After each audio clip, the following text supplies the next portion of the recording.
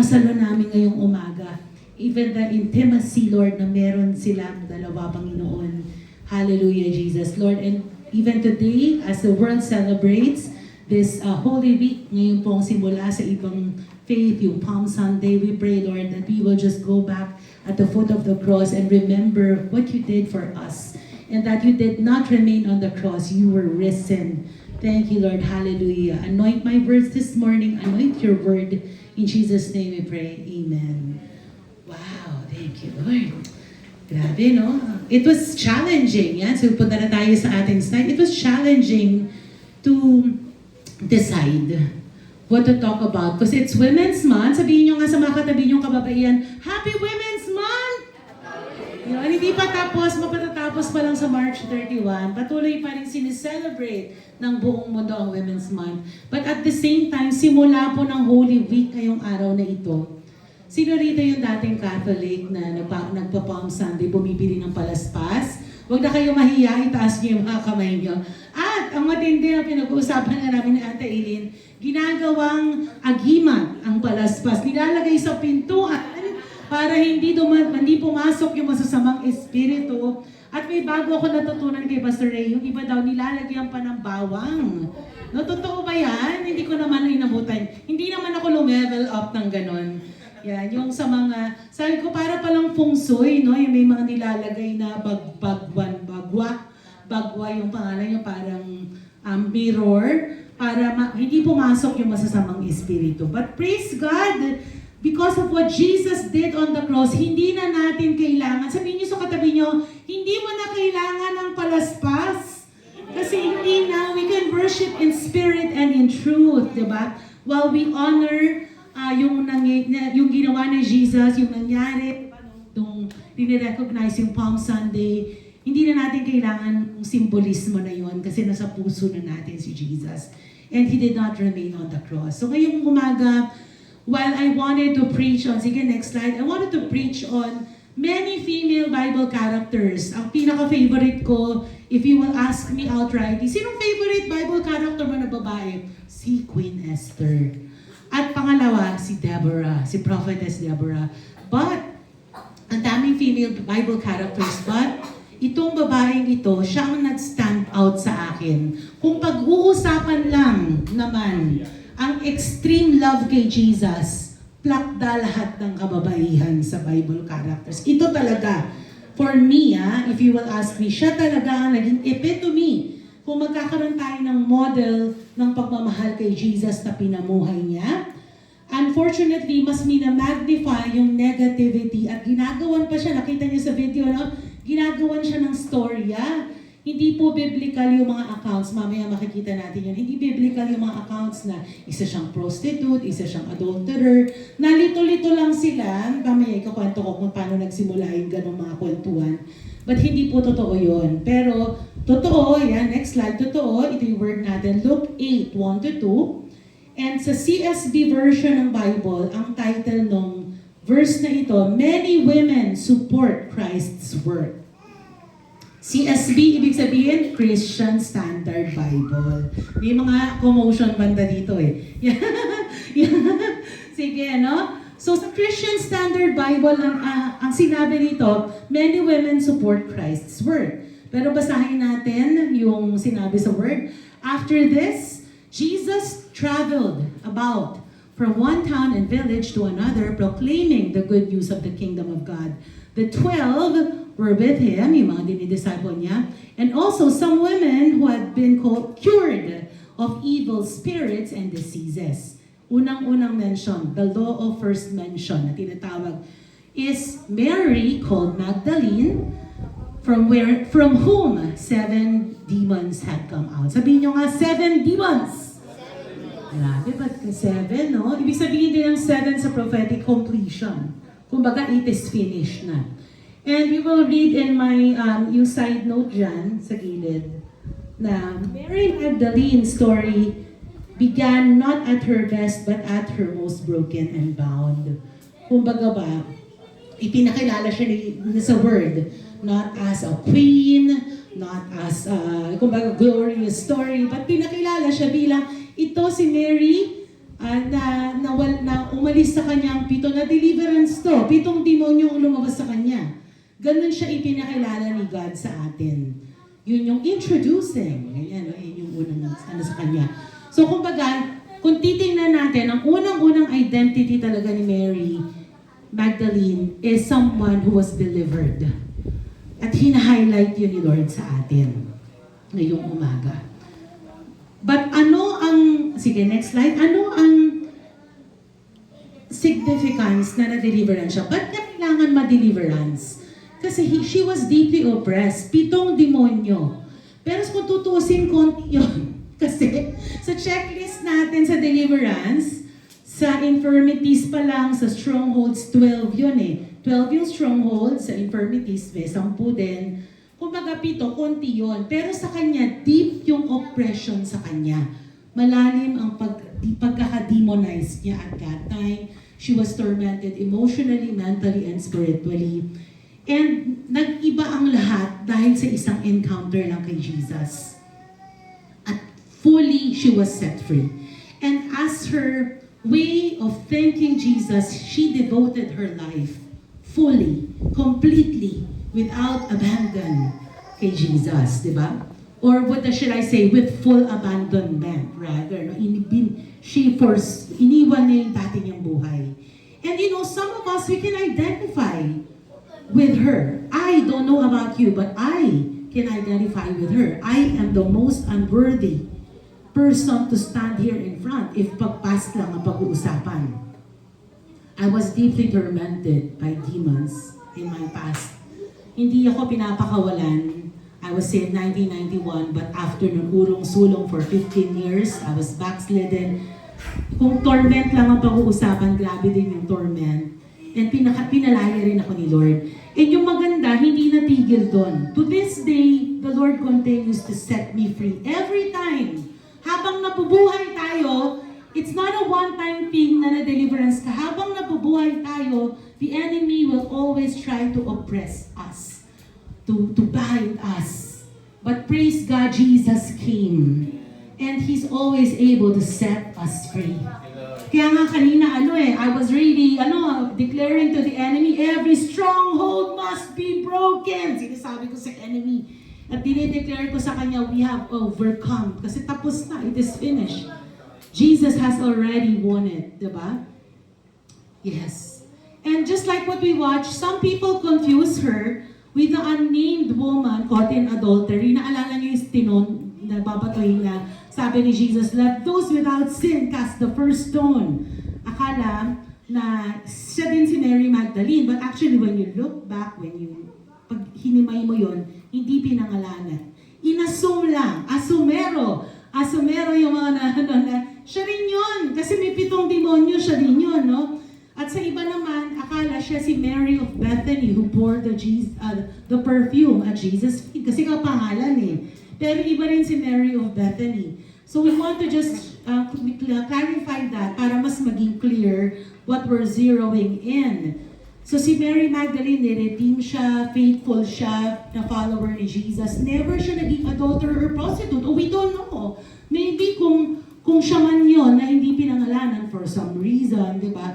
But basically, we know that she was sinful in the past, but she was redeemed.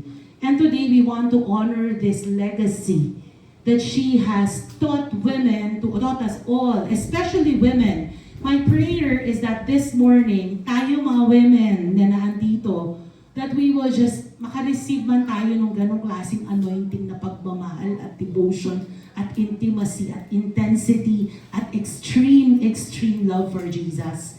Sana masalaman natin kung meron tong pagmamahal. Let us unlock the mystery of how Mary Magdalene ended up so loving Jesus to the point that yung iba ginawa ng mali siya, hindi ko alam kung nabalitaan nyo, linalagyan ng mali siya ang pagmamahala nilang dalawa.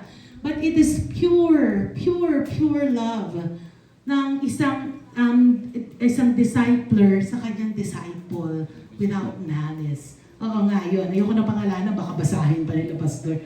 Ayun.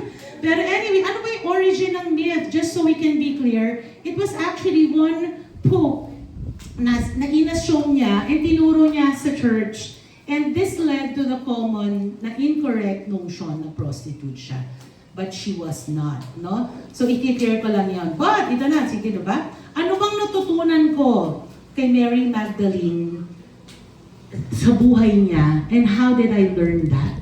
I learned that, yan, sa next slide na tayo. I learned that in the midst of my brokenness, in the midst of my pain, I have experienced the extreme love of Jesus like never before. So this year marks my 35 years of walking with Jesus.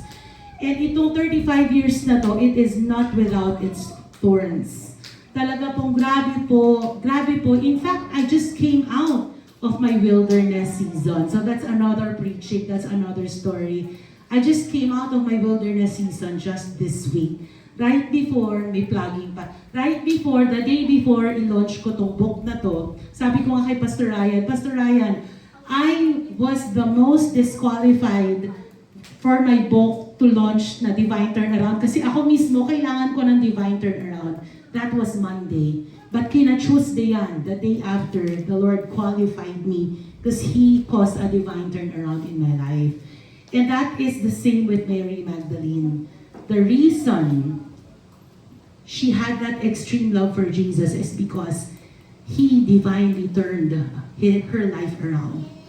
And because of her gratefulness, because of that, sino rito yung grateful kay Jesus? Pinalaya, no? Tayo. Kundi, grabe, siguro patay na ako ngayon, siguro, ewan ko kung saan na ako. Yung term, saan kang hungan kang pupulutin? Siguro ganyan na, no?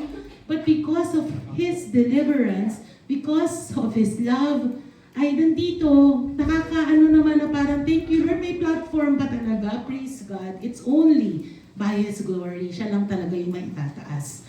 So, what are the things that I learned from the life of Mary Magdalene that I can also apply to my life and I've seen in many lives dito sa church? Number one, extreme love stays.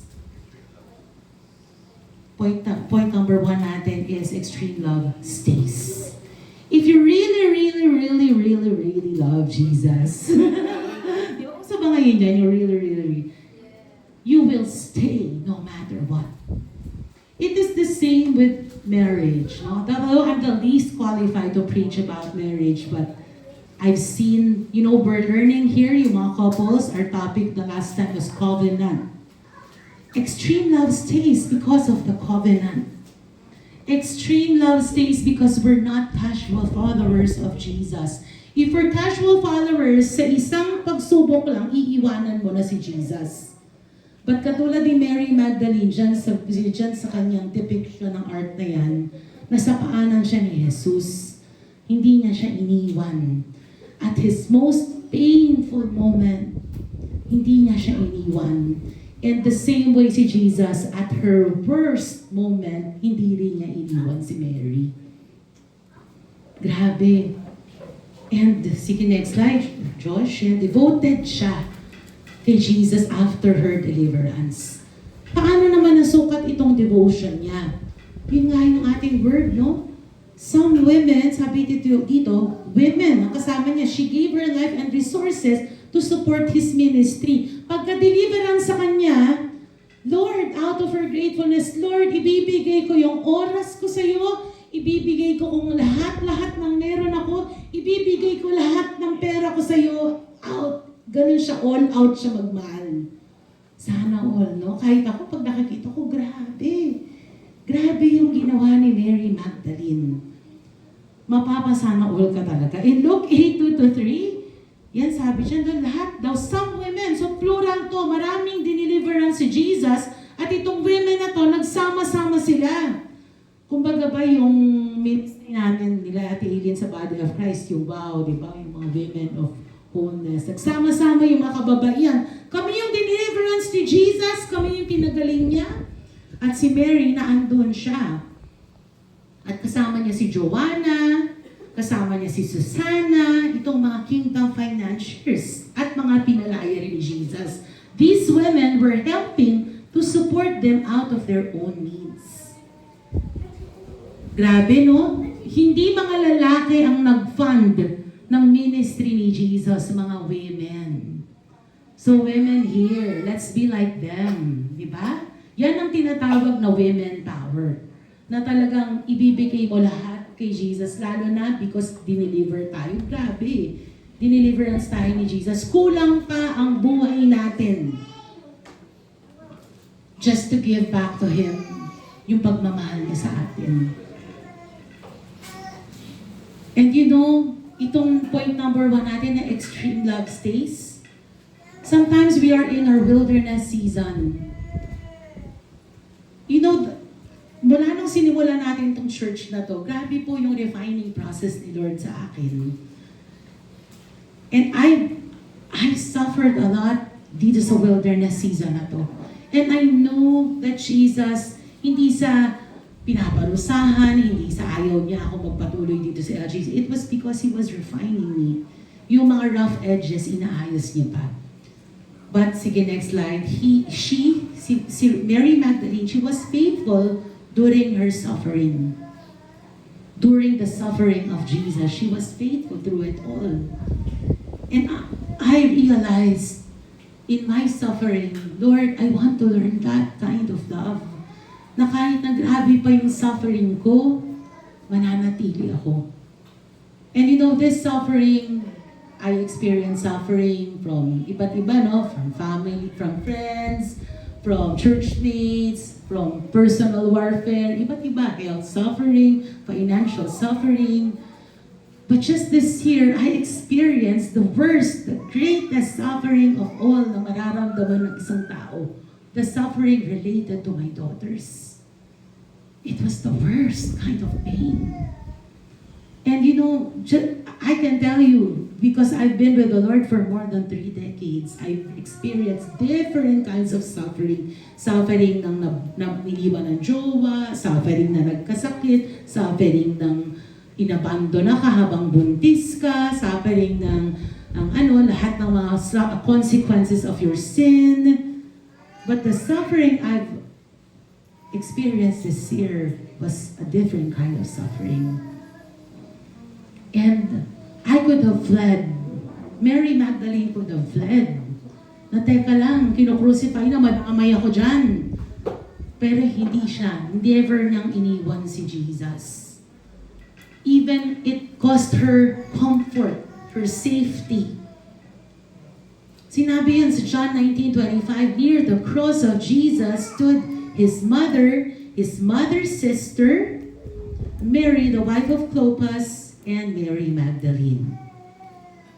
Nakita mo, represented ng nanay, relative, at auntie, may family friend siguro to, at sumama si Mary Magdalene. Sino ba siya? Hindi naman niya kaano-ano si Jesus. But she never left His side. Or rather, His feet. She never left His feet. I could have done that in my suffering. Lord, grabe naman, Lord. Matitiis ko yung nawala yung pera, nawala yung mga kaibigan, nawala yung mga churchmate, nawala yung mga kamag-anak na iba. Pero Lord, wag po yung mga anak ko. Ganun po ang prayer ko, Lord. Spare them. Spare them, Lord. Spare them, Lord. And I would do warfare day in, day out. Hanggang madaling araw, ilang araw, hindi po tumitigil. In the name of Jesus, the greatest warfare I have ever experienced is the warfare concerning my daughters. Kumbaga, you crossed the line. Kumbaga, kung pipikunin ako ng demonyo, sige, magkahamunan tayo, sige. Pero alam niya, parang yung pelikulang Taken, alam nung kaaway na ang kahinaan nung character ni Liam Neeson ay ang anak. And that was really super out of my comfort zone. You would see me here preach, Lord, tulungan niyo akong umarap sa mga tao. I'm the least qualified. And the enemy was trying to disqualify me. How can you do deliverance? You yourself, your children, your daughters. Imagine the torment. And this started in December, exactly December 31. And tuloy-tuloy po yun. Imagine the agony. Imagine the pain. Imagine the bargaining, ng pagbabargain ko kay Lord. Lord, saan ako nagkamali? Nag-serve naman po ako, binigay ko yung buhay ko. Minsan, sa'yo na lang yung pwede mo namang itago yung pera, pero ipapang-disciple mo pa, ibibigay mo pa sa mga anak mo. And really, it was a time for me to take inventory of where did I go wrong. That's normal. When things are not going well, you would really titingnan mo, ako ba Lord yung may mali? Saan ba may kasalanan ba akong pinamumuhay? Lord, I tried my best. I wanted lahat ng purity na alam ko, Lord, ginawa ko na. Pero Lord, saan po? No, ganun po yung mga conversations namin ni Lord. And it seemed like it will never end.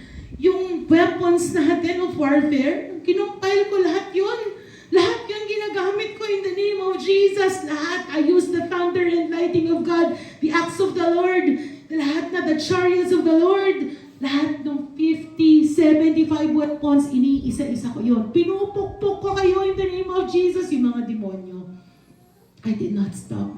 I could have stopped. Because Lord, pagod na ako, Lord. Hindi ako natutulog, Lord, sa kaka-warfare. And I couldn't even share to people because they're ashamed. I was ashamed. I was ashamed of myself. How I'm the least disqualified. But still, I chose to stay. Sabi ko, Lord, if there's anything I want to learn how to love you the best way I can in this season. And sabi ni Lord, are you really willing to forsake all? Even your daughters, just for me. And then the Lord revealed to me that there were times mas na-idolize ko yung mga anak ko kaysa sa Kanya. So I had to let go of the idolatry to my children. And I had to reach the point na si Jesus na lang. I am nothing. And dumating ako sa point, Lord, yung mga conversation, assuming, Lord, I live 20, 30 more years. Sige, Lord, ibibigay ko na lahat sa'yo yun. Si Jesus, 33 years na buhay. Binigay mo, Jesus, lahat sa amin. Ibibigay ko rin lahat sa'yo. Yung natitira kong buhay, kahit hindi ko alam kung ano mangyayari sa mga anak ko. Kung dadating pa ba yung point na marirestore, I don't know. But praise God, no? Praise God. Mamaya malalaman natin yung plot twist. Number 2, extreme love seeks. Yung extreme love na ito, ni Mary Magdalene, we may not fully understand. But there will always be hunger, deep hunger. And that was what happened. I did not stop seeking the Lord. In fact, I sought Him all the more. Lord, hindi ko maintindihan, hindi maarok, sinasabi ko kay Pastor Ray, lahat ng wisdom na binigay ni Lord, lahat ng strategy, lahat ng warfare, lahat na nang nalalaman ko, it all came to nothing. It all, hindi ko alam. And I know only one thing. I only know Jesus. I only know Jesus. Talagang literal, give me Jesus. Si Jesus lang. I would drive. I would be in the prayer mountain for 3 days and I would drive home and I would cry while driving because I don't know, literally, I don't know where I'm going. I don't know saan papunta to. But Lord, I will continue to seek you. I will continue to love you. I will continue to stay. Because that is what Mary Magdalene showed us in her life. And next slide, dito na tayo sa seeking in the dark. There are times we're in that deep place of darkness, just like what I shared. I was in a deep, deep place of darkness. Literally, paggabi patay yung mga ilaw. Even when I sleep, there are demons trying to kill me in my sleep. Hindi ako tinitigilan ng mga oppressive na demons. They were tormenting me. And it was the same with Mary Magdalene. She saw Jesus even in the dark. Hindi naman niya alam na anong mangyayaring plot twist after na nandun na si Jesus. So she went to the tomb, but it was still dark. But this love drove her to seek Him before the world woke up. The world woke up that Jesus is alive. He has risen, di ba? In John 20 verse 1, early on the first day of the week, while it was still dark, Mary Magdalene went to the tomb and saw that the stone had been removed from the entrance.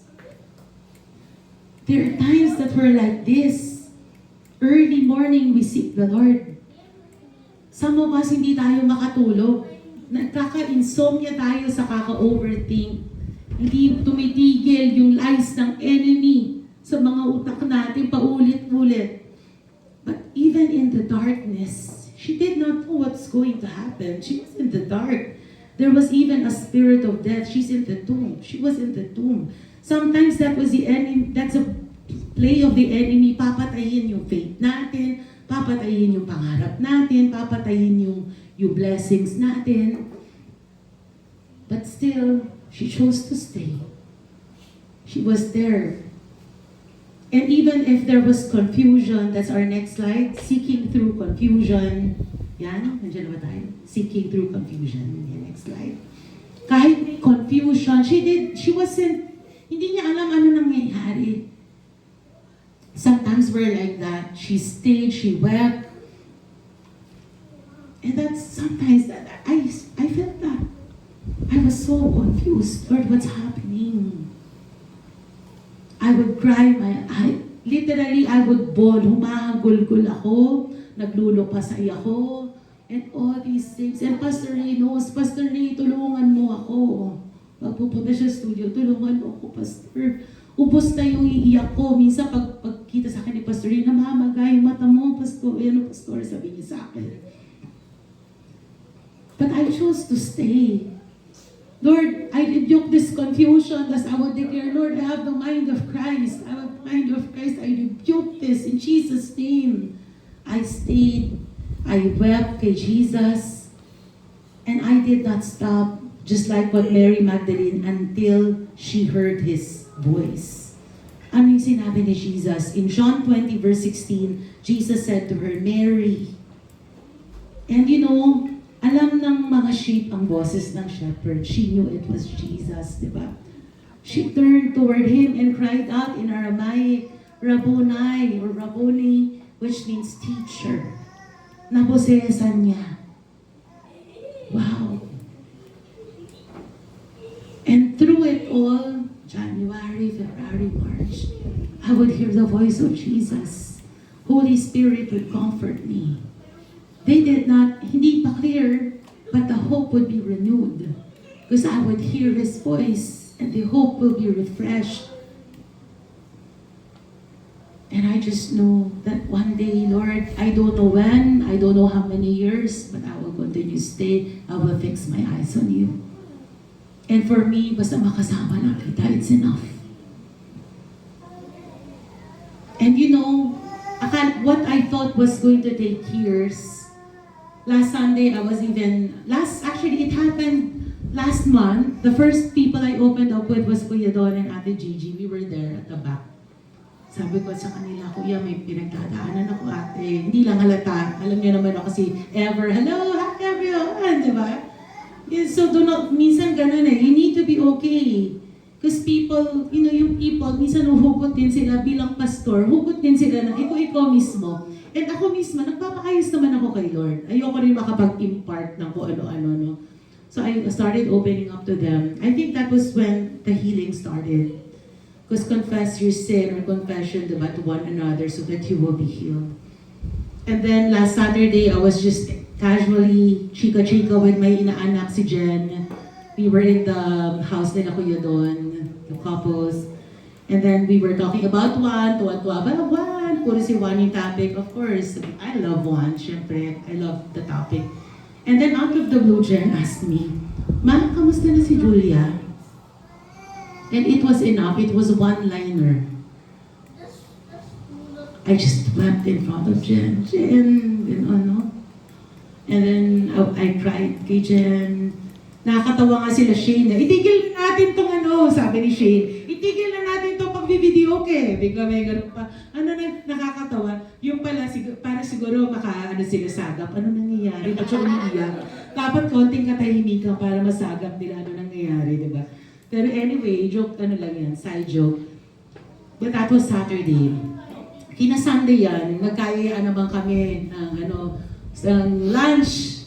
And may na-discover kami napakasarap na mura lang, mas mura pa sa Jollibee at McDo.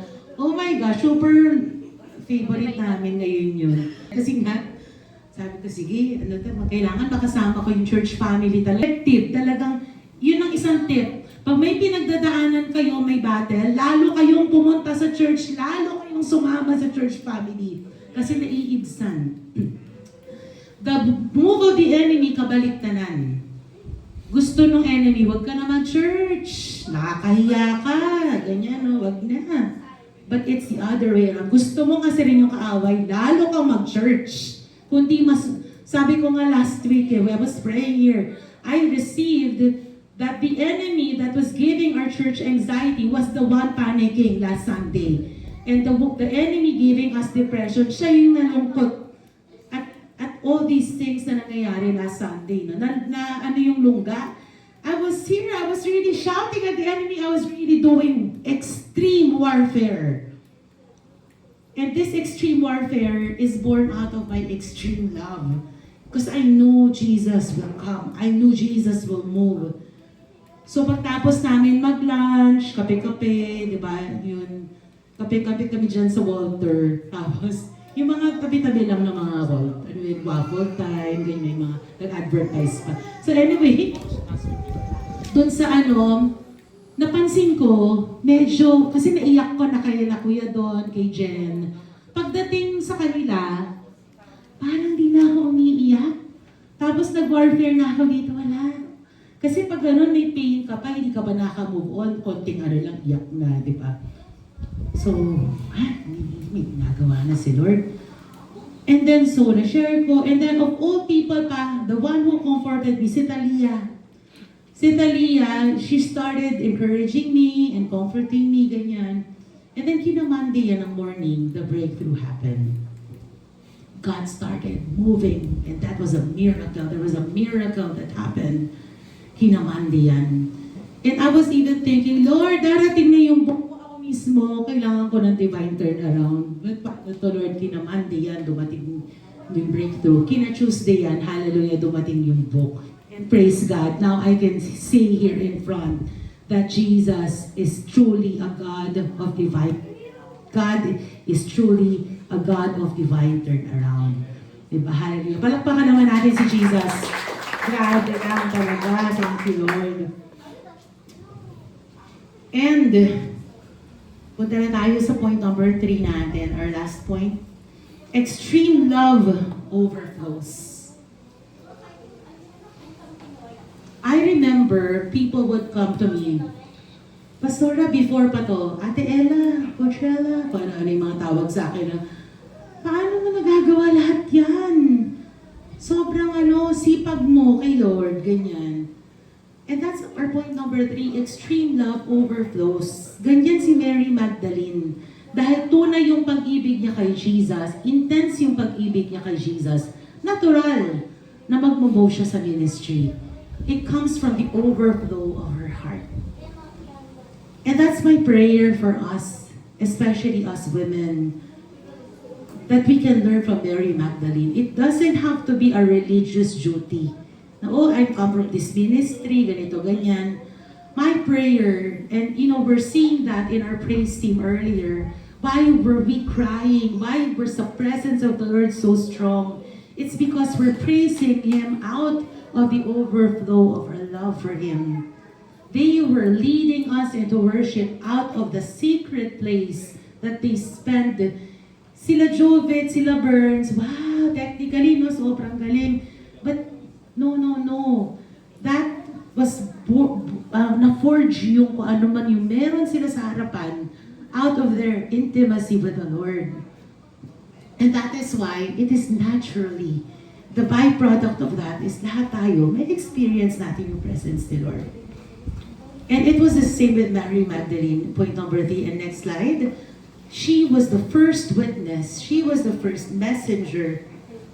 She was the first to see the resurrected Jesus Christ and was sent before the men were.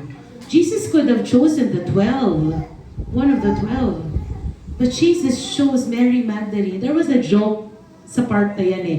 Yung mga babae kasi daw mga mahites. Oh, nag-joke lang sila. Siyempre naman sa babae kasi mga babae, ay alam mo ba sis, di ba? Pero honestly, di ba, yung seriously, sabi sa John 20:70, Jesus said, "Do not hold on to me, for I have not yet descended to the Father. Go instead to my brothers." Inutusan si Mary Magdalene and tell them, "I am ascending to my Father and your Father, to my God and your God."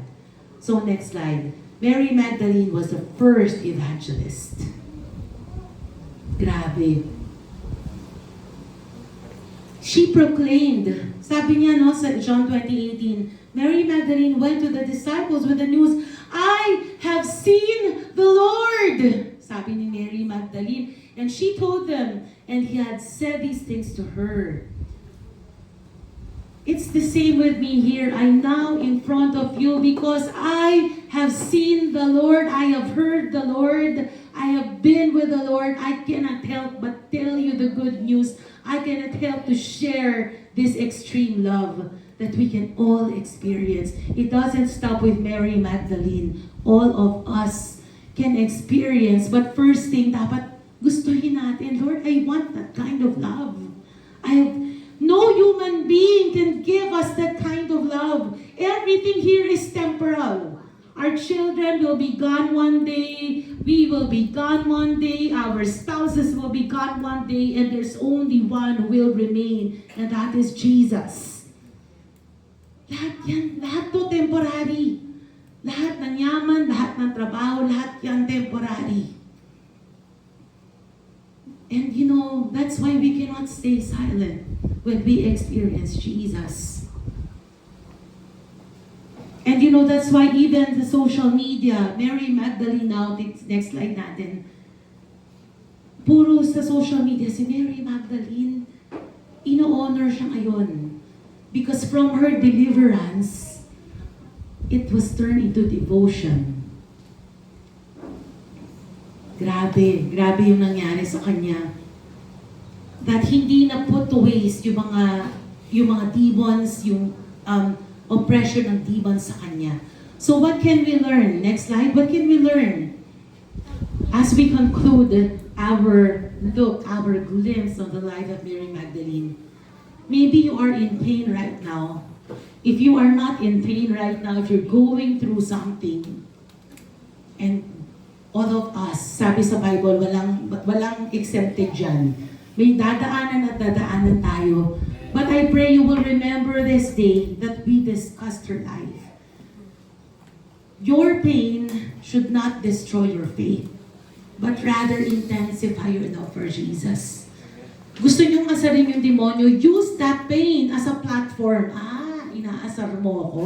Lalo kong mamahalin si Jesus. Lalo ko siyang tatawagin. And you know, last week, I was shouting His name from dito talaga, Jesus! Talagang yung galit ko sa demonyo at yung pagmamahal ko, extreme, lahat ng maibibigay ko, inilabas ko. That was Sunday. And what happened the next day? Breakthrough happened. Suddenly, even my other daughter, I sensed there was like a wall that the enemy tried to block. I couldn't even talk to my daughters. That was the worst part. Hindi kami magkakagalit ha. But I sensed there was like a wall na kailangan ibagin. And feeling ko sa kakasigaw ko rito nung linggo, boom! Sumabog yung wall. And I was talking to my daughter. She told me, may panganay, she said, "Ma, grabe. Miracle. Imposible." Nagulat, it was, sabi ko, anak, sabi ko, grabe yung prayer ko, anak. So I started sharing to her all that I went through. So I pray the same, that we can learn from Mary Magdalene, that we can learn from what happened. Hindi sana masira ang faith natin kay Lord. Pag meron tayong pinagdadaanan, lahat tayo naman pinagdadaanan, walang perfect dito. Sino dito ang perfect? Wala no? Lahat tayo. Praise God. Si Jesus lang talaga ang perfect. And next slide, your past brokenness is not a disqualification, but the soil where extreme love grows. I went through wilderness a lot of times. I thought I was disqualified. But hindi ko alam, yun na pala yung soil that magsisimula yung mabibirth tong extreme love na meron akong dinadala ngayon kay Jesus. And you know, sometimes we're broken, sometimes we're thinking, Lord, ba't ito nangyari? It disqualified me. But actually, the worse it is, the more glory Jesus gets. Remember the life of Joseph, the dreamer. And he said in Genesis 50 verse 20, what the enemy meant for evil, God will turn for good. Kahit na gaano pa ka-demonic, ka-evil, ka-wicked, ka-diabolic, lahat na ng synonyms ng kademonyohan, wala lahat yan kay Jesus. And last, the cross is proof. Next, yes natin. The cross is proof of His life, of His love for us. And an invitation for our extreme love for Him, even in pain. And now this is Holy Week. We're celebrating it as a church. The world is celebrating. We always do the divine exchange on the cross. But that cross, pinatunayan niya ang extreme love niya sa atin. But ito din ang pagpapatunay natin kay Lord. Na Lord, gusto ko tong extreme love na ito kahit na may pain ako nararamdaman. So this morning, I want to call on our pastors in Zamboanga and Pampanga here because they're women, they're pastors, they're evangelists, they're teachers, and they have the anointing that Mary Magdalene. I pray, Lord, I pray for these, yung aming mga pastora na nandito sa harapan, Lord, anoint their hands, anoint them, Lord, as they anoint all the people in the church, especially the women. Women, can you come here in front? Dito kayo, Pastora. Can you approach our pastoras here?